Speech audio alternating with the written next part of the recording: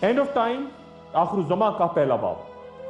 کسی نے کیا خوب کہا ہے کہ یہ دنیا آخرت کی کھیتی ہے، جو اس کا طلبگار ہوا یہ اس کے لیے جنت لیکن دھوکے کا سرمایہ ہے، جبکہ مومن کے لیے دنیا سے نجات گویا ایک قید خانے سے رہائی کا پروانہ ہے۔ موت مومن کے لیے راحت و سکون اور کافر کے لیے سراپائے عذاب و تکلیف۔ آپ کو دنیا میں ایسے لوگ بھی ملیں گے جو قرآن کریم کا انکار کرتے ہیں اور انبیاء السلام کے منکر ہیں، جو سزا اور جزا کو تسلیم ہی نہیں کرتے اور جنت و دوزخ کے کو بھی نہیں مانتے۔ لیکن کوئی ایک ایسا شخص نہیں ملے گا جو کہ موت سے انکاری ہو۔ یہ ایک اٹل حقیقت ہے، ایک تلخ حقیقت جس کا مشاہدہ ہر انسان روز اپنی آنکھوں سے کرتا ہے۔ اس نے اپنی صحت اور زندگی کی حفاظت کے لیے ہزاروں طریقے دریافت کیے، مگر اس کے باوجود ایک بھی سائنسدان موت سے بچنے کا طریقہ دریافت نہیں کر سکا۔ حضرت سیدنا امام غزالی رحمۃ اللہ علیہ احیاء العلوم میں فرماتے ہیں کہ عین جاں کنی کے عالم میں کسی نے خلیفہ عبد المالک بن مروان سے پوچھا کہ آپ اس وقت خود کو کیسا محسوس کرتے ہیں؟ تو خلیفہ نے جواب دیا بالکل ویسا جیسا کہ قرآن شریف کی سورہ انعام کی آیت 95 میں اللہ تعالیٰ ارشاد فرماتے ہیں، اور بے شک تم ہمارے پاس اکیلے آئے جیسا کہ ہم نے تمہیں پہلی بار پیدا کیا تھا، اور پیٹ پیچھے چھوڑ آئے جو مال و متاع ہم نے تمہیں دیا تھا۔ خواہ کوئی غربت میں یحییٰ علیہ السلام ہو یا خاموشی میں زکریا علیہ السلام، خوبصورتی میں یوسف علیہ السلام ہو یا درازی عمر میں نوح علیہ السلام، عدل و انصاف میں نوشیر و عادل ہو یا عشق میں مجنو، ذہانت میں سقراط و بکرات ہو یا سیاحت میں ابن بطوطہ یا البیرونی، رعونت میں نمرود ہو یا فتوحات میں سکندر اعظم، حکمرانی میں جلال الدین اکبر ہو یا غداری میں میر جعفر، سب کے لیے سورہ آل عمران کی آیت نمبر 158 کے ہر جان کو موت چکھنی ہے۔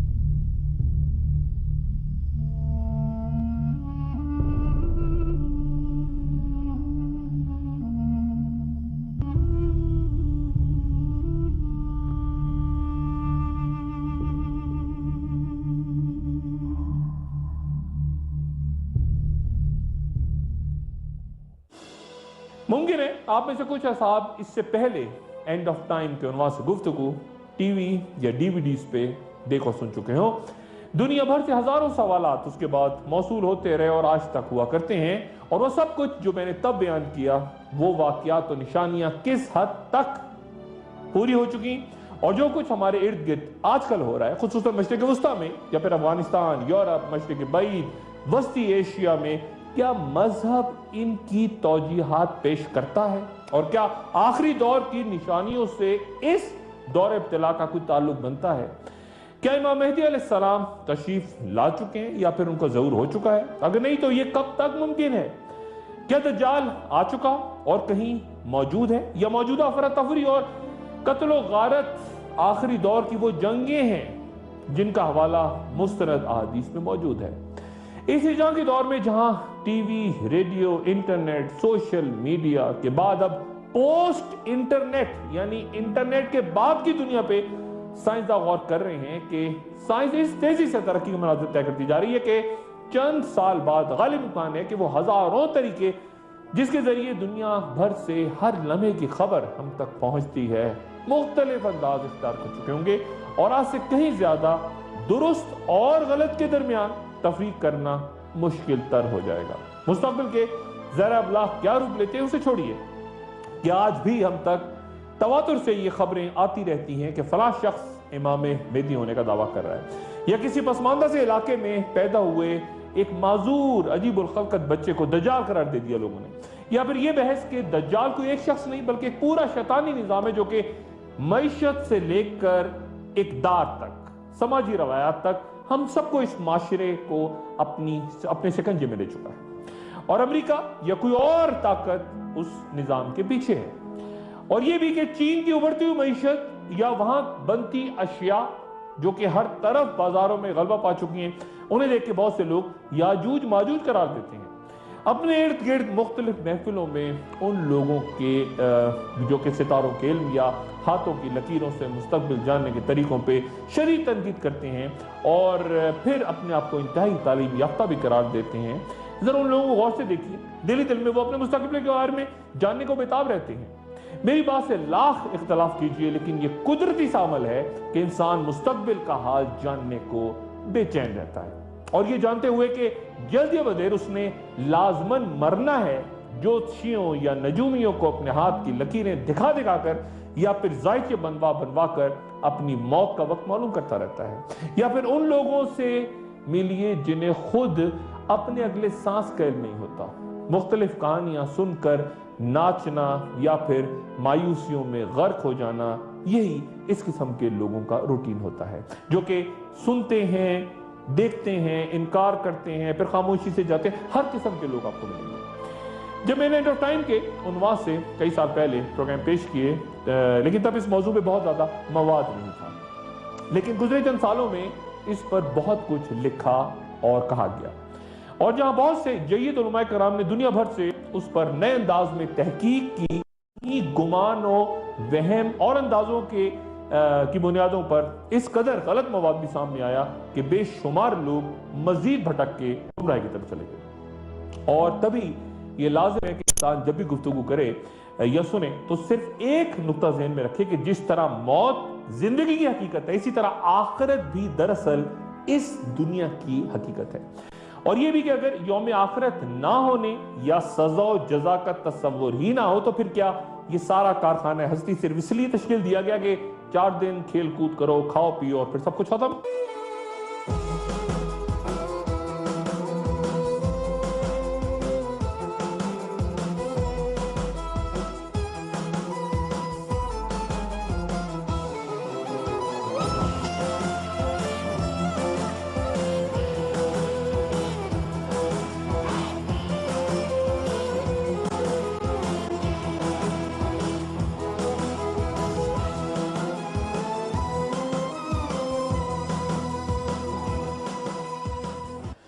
قیامت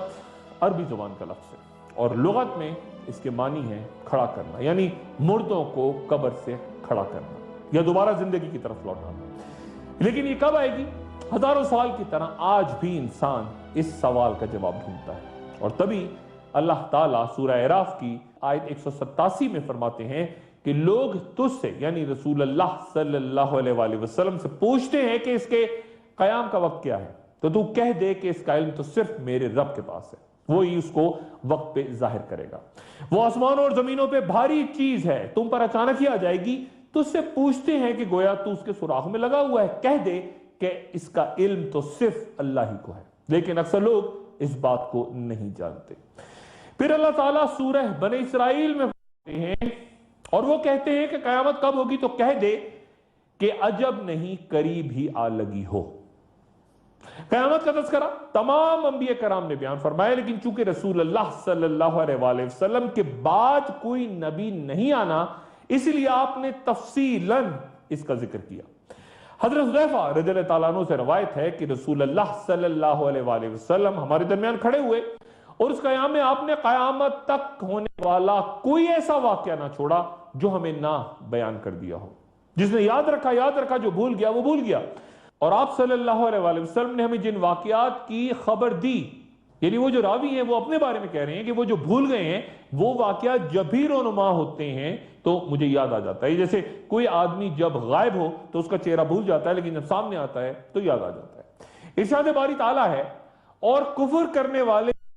کی چند روزہ زندگی کے مزے لوٹ رہے ہیں اور جانوروں کی طرح کھا پی رہے ہیں، اور ان کا آخری ٹھکانہ جہنم ہے۔ قیامت کی نشانیاں 2 طرح سے بیان فرمائی گئی ہیں۔ قرآن شریف میں زیادہ تر ان کا ذکر ہے جو بالکل قیامت کے قریب ظاہر ہوں، لیکن احادیث میں قریب اور دور ہر زمانے کا بیان ہے، اور اگر ہم بغور ان نشانیوں کا مطالعہ کریں تو کئی شرعی احکام اور فقہی مسائل بھی واضح ہو جاتے ہیں۔ مثلا دجال کے زمین پہ ٹھہرنے کا واقعہ جب بیان ہوا تو کہا گیا کہ ایک دن، مہینے اور مہینہ سال کے برابر ہوگا، تو صحابہ کرام نے پوچھا کہ یا رسول اللہ صلی اللہ علیہ وسلم اتنے طویل دن،